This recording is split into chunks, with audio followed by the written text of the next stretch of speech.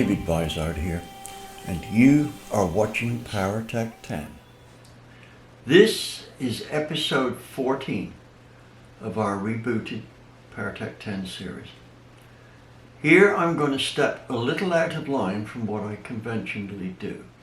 You could say that this is among the first of a new type of DV series on PowerTec 10.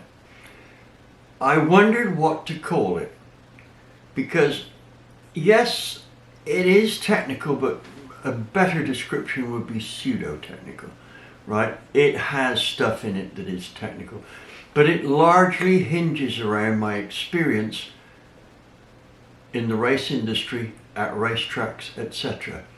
So what I've decided to call it is the David Vizard Race Chronicles. It will be under a separate section here, labeled as such. So let's get started. Before going much further here, I'd like to tell you about a new policy we've got on this rebooted channel. And that is, in each video I want to highlight somebody that I think was in my life and they were special. Right? I need to highlight them from things that they achieved which were out of the ordinary. So this will range from everything from editors, fellow racers, you name it. So here we go. The gal that's in the lead shot. Yes, she's made it pretty good in terms of great looks, but she did one thing that was exceptional.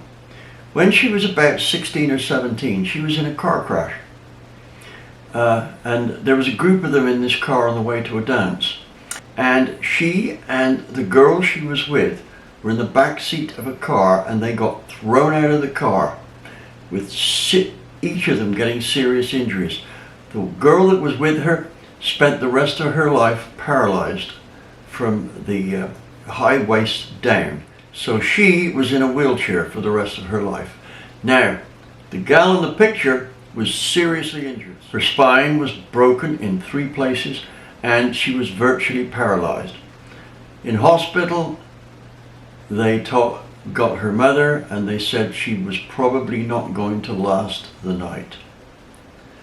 Well, her condition didn't change much, and there was a time when and she's telling me this, there was a time when she felt the pain go, and she was traveling down this lighted tunnel, and she could see a bright light at the end, and she thought, I'm dying, the pain has gone. And this was for her a welcoming thing, because she's a religious girl, and she knew that that was heaven at the end of the tunnel. And anyway, at that point in time, she thought, who's going to look after my mother? I can't die yet. I've got to look after my mother. And she said that's when the pain came back even worse. Now, according to the doctors, that's about the time she started to make a recovery. Do you realize how much willpower it takes to return to a state of pain for somebody else? That was love in its truest form. Now with that, I'll get on to the story. So here we go. Do it. So what is it that I'm going to do? Well, it appears that every time I do a little of my life's adventures, so to speak, I've got to travel all over the world and meet hundreds very, how shall I say, famous or well-to-do people in their careers. But one of the things that keeps cropping up is that viewers want to know what it is I've done to get to the point I am now. So that's what we're going to do. So you could loosely title it David Vizard Chronicles.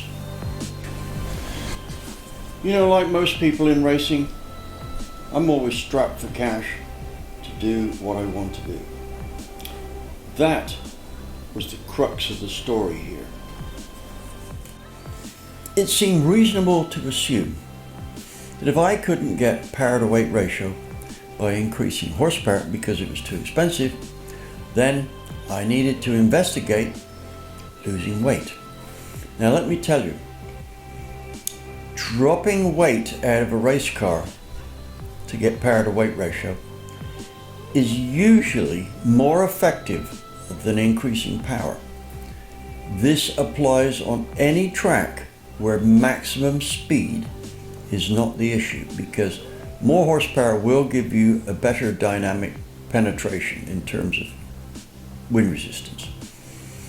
Most tracks in England are not super aero tracks. In other words,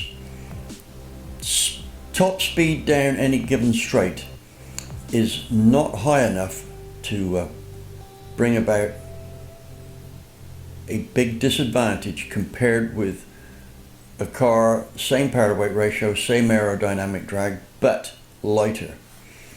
Silverstone, however, is one of those exceptions, or it was.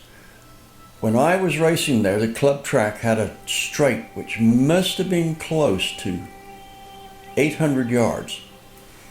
Now, I've been out practicing and I've been passed by some pretty ferocious cars. I remember some of the British Touring Car Championship V8s were out there, like Mustangs and Camaros, and there was one American Motors Javelin done by three guys.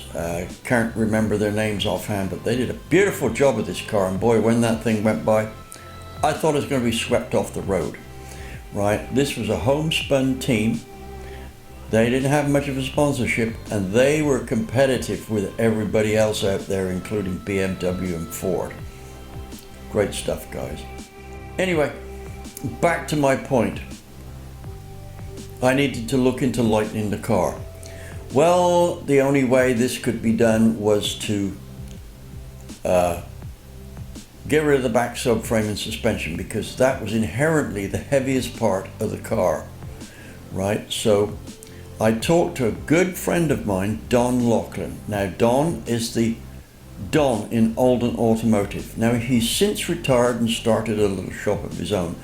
But Don is one of those guys that never ceases to amaze me with his incredible intelligence. It's almost like he's come from another planet, but this is the type of people that I end up surrounding myself throughout my life, right? And you get to learn a lot of stuff from people like this. And I sure learned some stuff from Don. Anyway, on with the plot. We decided to design a super lightweight beam axle rear end. That's exactly what we did. Here's a not so good shot of my Mini, but it's all that I could dig up. In this state here, it weighed 998 pounds with about a gallon of gas in it. With 130 horsepower, that gave it a pretty good power to weight ratio, rivaling a lot of the Ford engine Minis.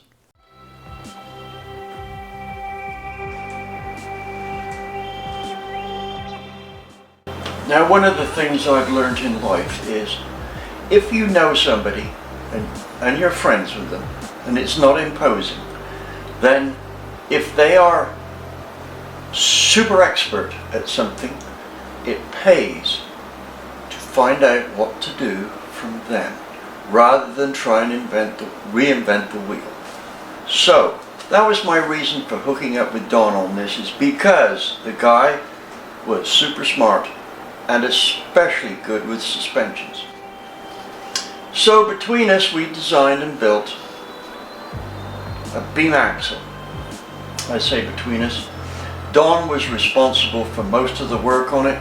I just machined up a few parts, so I'm figuring that Don probably did better than 80% of this, so credit to him. Anyway, we whilst all this was going on, I was building a new engine for the car, which I hoped would make it a little bit more power, and it did. You're back. Where was I? Yes, the engine. Well, I think at that point we had got a new camshaft to try, and unlike the rest of the industry that was going to longer and longer cams and that really dud cam, the Super Sport that British Leyland's competition department put out, you know, it would have been nice if they'd have known more about their engines, but hey, that's another story. It was about 4 degrees shorter at 296 at lash than the cam we had, but it opened the valves slightly faster, so the 50 thousandths deal was about a degree or so quicker. Anyway, went down to see Richard D. Atkins, my F1, Jimmy Clark's F1 engine designer friend, right? And he was running the dyno which we used, which was also used by Richard Longman, who was considered to be the ultimate guy on hopping up these A-series engines. Well, Richard's engines were, if you could match that, you were doing good. Now, this is for a 5-port engine, not the 8-port engines. Now, the thing was, is before we made 128 horsepower on this dyno, and Richard's best output, I think, was 133. Well, we came away from our dyno testing with 131 horsepower, but with 5 foot-pounds more than we started with. And that was about 5 foot-pounds more than Richard was getting. So we had a torquier engine which likely would accelerate faster. That's exactly what it did.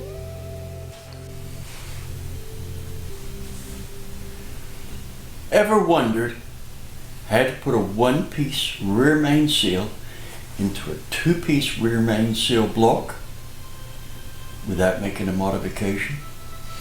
If so, on that slight off chance, then you need to watch Mervyn Bonnet's build of this 383 engine, right? So don't forget to subscribe, like, and get notified on this. This, I can tell you now, will turn out to be a pretty awesome build for a 383. It is going to be a killer. Anyway, on with the plot. On the appointed day of the race, which was only 3 days after we dyno tested the engine, and only no days after we finished off the suspension, Colin and Hugh, my crew, and myself were on our way to Silverstone. We got there, unloaded the car, went through I was going to say customs, we've been through enough of those. Went through tech inspection, had some great compliments on the car, and got ready for practice.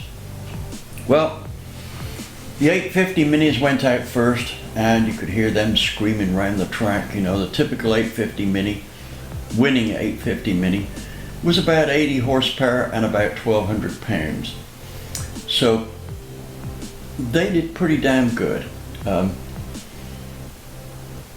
Anyway, about the third race in would be our race, so we were third in line for practice. So got waved out on the track, punched the throttle. Boy, that engine felt good. Came into the first corner. God, I thought I was close to death. The car handled like nothing that I've ever driven before up to that time. So this was a bit drastic, and I did a lap to make sure it was at least as bad as I thought it was, and it was probably worse. You ever heard that expression? Smile, things could be worse. So I smiled, and sure enough, they got worse. Anyway, came into the pits, and I said to Colin, we are in deep trouble. This thing handles absolutely the worst I've ever driven. Well, we looked all over the car. We could see nothing wrong with it that we immediately recognized as a problem. So I came to the decision that we were going to weld up the rear suspension so that we had front suspension, but no rear suspension. It's just going to be like a go-kart, no suspension. Well, it turned out that we qualified last but one on the grid. I would not have even qualified on the front row of the 850 mini grid with an engine making over half as much horsepower again, and a car which was at least 200 pounds lighter. So that can tell you how bad it was. Anyway, flag drops. I do my usual brilliant drag start, and before we get to the first bend, is it Woodcut? No, it's not. Get to the first bend, I'm in third place. Right, that's horsepower to weight ratio for you. Now, bearing in mind, this is a race for 1300 and unlimited. The guy that's on pole is my friend Tony Hazelwood, who was the first guy to do a 100-mile-an-hour lap of Silverstone in a sedan. Anyway, the guy that's in second place, I sneak up on the inside of him and basically outdrive him through the corner, so I take up his spot and I'm in second place. Now Tony has got cold tires, and he's not in desperate worry about his status for winning the race, so he doesn't have any great concern of struggling to maintain first place, because he knows when his twin cam Cortina, which sported 300 cubic inches of small block Ford and 4 downdraft 50 IDA Webers and that, when he hits that straight, it's kiss my ass goodbye, right? And anyway, the thing is I kind of slingshot him out of that corner because he's on cold tires, and I can see the car wiggle a bit as he gives it gas, right? And I think that's not going to last very long before those tires warm up, and it will be goodbye Cortina. Anyway, coming out of this corner, I actually pass him before we get to Maggot's Curve. And I'm thinking, wow, I've gone from last but one place to first place before the third corner. Think about that. You watch some of these videos and say, do you know so-and-so went from 15th to second in 3 laps? Well, look, I went from 31st to first in 2.5 corners, or before the third corner. So don't give me that brilliant thing. That's not the first time I've done it. Did it on TV, and that's another story there. Anyway, so now I'm looking in the mirror and there's Tony, and I swear I can see him shaking his head like in disbelief. Where the hell did DV come from, right? Not that I suppose it concerned him one bit, because he knew that after the next corner, the hairpin, he was going to blow by me like I was in reverse. Well, it didn't actually happen that way. What happened was we're approaching Maggot's, and I think, I wonder if I can maintain this until I hit the straight, right? There is a slim chance that I may go from 31st to first by the first lap. So that should get me a mention in motoring news. Well, would have done, but never mind. Anyway, the thing was here's Maggot's coming up, and I usually take Maggot's absolutely on the floorboards. I do not lift for that corner. Of course, that's when I don't have a dodgy rear suspension. And don't forget, we welded this suspension up, and I have absolutely no idea whether it's going to work. Well, it felt kind of okay through the first turn.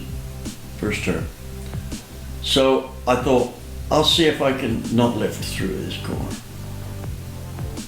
Big mistake. Car spun. And I remember going, now remember, I'm just butting here. I'm butting in on myself. Remember, this car has a very light rear end. I can pick it up off the ground. I'm not particularly muscular either, right? So it's got something like 80% of the weight, maybe at least 75 anyway, on the front wheels. So this means that once it lets go, it wants to pivot around something just behind the front wheels when it spins. Well, that's what it did, and it did it with great gusto as well.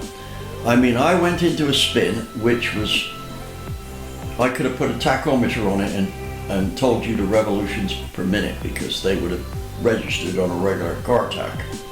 Anyway, the first thing the only thing I really remember is facing Tony from about 12 feet away. That's his bonnet, hood, and my bonnet, hood, plus a couple of feet gap. And I remember he's looking at me with a kind of, well, it's hard to describe. It's kind of a, this shouldn't be happening look. Anyway, I spun with him like a gear wheel. In other words, I slowly rotated past his car as he watched me out through the window, first out the windshield and then the sideway. And at that point, the rate of revolutions of my car went up enormously, and all I can remember is tire smoke. The banging of the car as it went over the grass, and then a huge bang from hitting something. In all this mayhem, I foolishly stalled the car. So I come to a rest, and it's totally quiet. I really believe I can hear the birds singing. Of course, that's not really the case, right? There's no birds around Silverstone during a race, too noisy. And I wouldn't hear them anyway because of the helmet, etc., etc. Anyway, I was pointing down the track from the direction I came in, and I kind of looked at it, and there was no cars, and I thought, that's strange. I was in first position, I've spun, and there's no cars, right? And then I turned around and looked at the track the way I was going, and much to my horror, the first thing I noted was a fiberglass front end, I don't know whose it was, spinning down out of the sky over the cornfield that was off on the inside of the track. And this thing, well, it was at least 50 feet high when I spotted it, and it spiraled down, and then as I followed it down and viewed the rest of the traffic, I realized I had created carnage. Nothing short of carnage. Well, it turned out that I detracked every single car that was behind me.